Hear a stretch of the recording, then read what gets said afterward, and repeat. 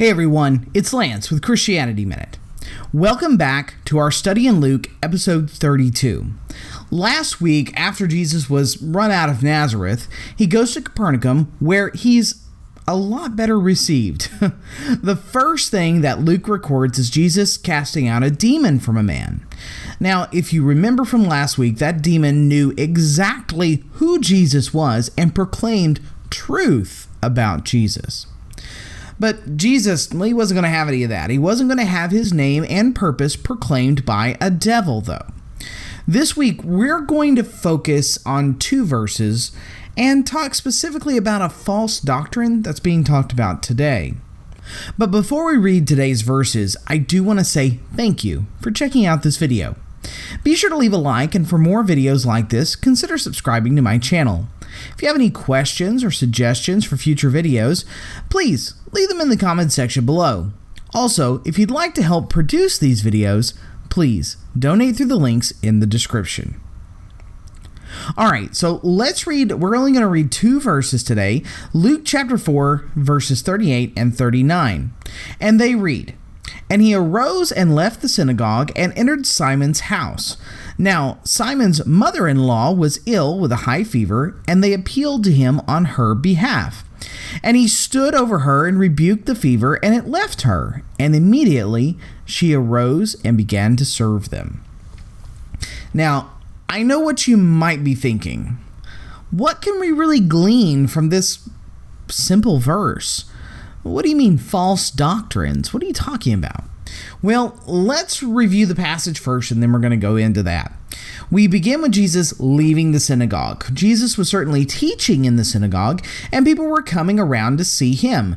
But at some point, he leaves and goes to Simon's house. Now, it's important to note that this was Simon's house. Now, it's easier for me, and from this point forward, to call him Peter, because that's how we know him for the majority of the times that he's referred to in Scripture. So we're just going to refer to him as Peter from now on. So the verse here is actually a little unclear if Jesus already knew Peter or not, but we do know from earlier passages from John 1 and Matthew 4 that Peter and Jesus would already be friends. We'll see from later passages just how good of friends they would be, with Peter being in Jesus's inner circle of friends, and probably the most colorful apostle that's recorded in the scriptures. Okay, so let's finish out this passage. Jesus goes in, he heals Peter's mother-in-law, and she gets up, and suddenly, I have distinguished guests in my house, so she begins to serve them as a good hostess. That would have been something very customary for a woman in the house, the eldest woman especially, to serve her guests, and likely with some pretty big gratitude. Now, I don't want to dive too much into this concept of her getting up and serving. Definitely don't want to dive into the whole, the woman of the house has to serve. Oh boy, we'll go into that later when we get to Mary and Martha. But I do want to note who she was in relation to Peter. She was his mother-in-law. So what about false doctrine? The Catholic Church holds Peter as their first pope. Peter was given the keys to the kingdom in Matthew chapter 16, verse 19, and we see him playing a very big role in the Council of Jerusalem for the Gentiles in Acts chapter 15. We will go into all those things in due time. Spoiler alert, Peter was never a pope. But anyway, the Catholic Church also demands that all of its leadership remain unmarried, claiming them to be married to Christ.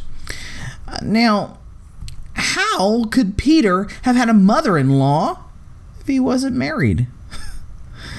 While the Catholic Church claims that Peter would have been, we'll say, formally married, maybe the wife died before meeting Jesus, because there's no mention of a wife here at all. Certainly the mother-in-law getting up to serve her guests, well, that could serve indication there's no other women in the house.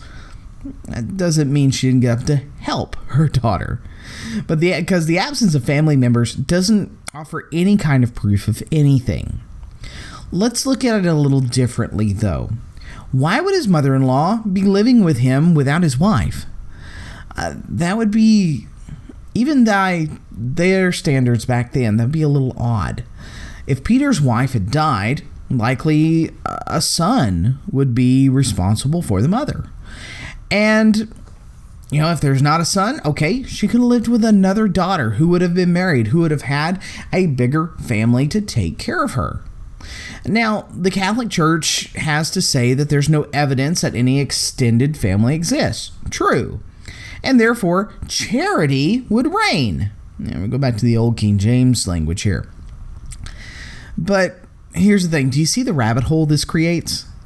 We can go on speculating forever and never really get anywhere with this.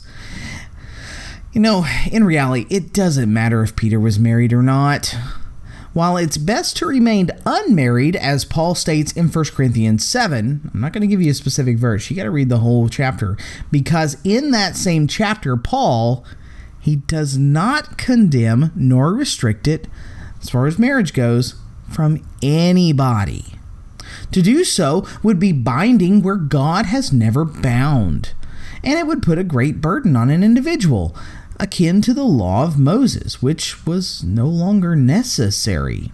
Now, don't get me wrong. If someone wants to put that restriction on themselves, hey, you do you, boo. That's fine.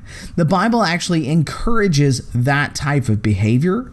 Putting God first in our lives is paramount. And if having a spouse will prevent you from focusing on God, well, don't get married. But there's no requirement from God anywhere that you have to stay unmarried for anybody. It's strange how such a small passage can really dig up some pretty big worms. The religious world is full of doctrines of men, unfortunately. Those doctrines tend to become either unreasonably more restrictive, like we see here, or just going to throw out the commands of the Bible altogether.